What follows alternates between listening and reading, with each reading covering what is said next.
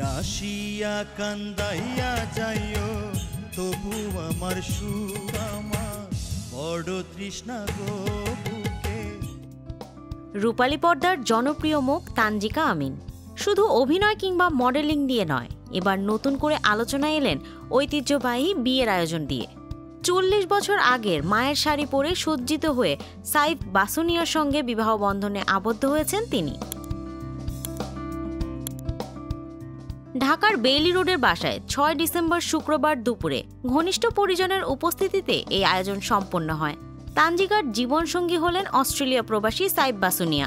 তিনি দীর্ঘ 25 বছরের বেশি সময় ধরে সিডনিতে বসবাস করছেন। তানজিকার ভাষায়, সবসময় মনে হয়েছে বিয়ের জন্য সঠিক সময় এখনো আসেনি, তবে এবার মনে হলো সঠিক সময় এবং সঠিক মানুষ দুটোই খুঁজে পেয়েছি, তাই আর দেরি করিনি।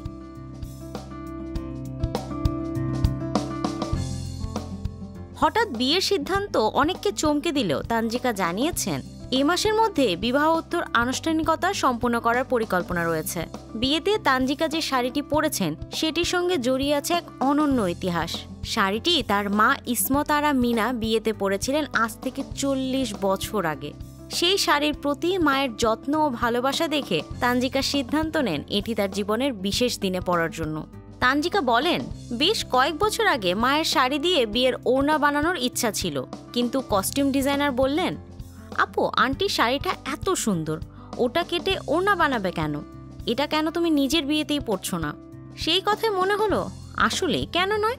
এরপর সেই শাড়ির সঙ্গে ম্যাচিং ওড়না, ব্লাউজ ও অন্যান্য সাজগোজ তৈরি করলাম।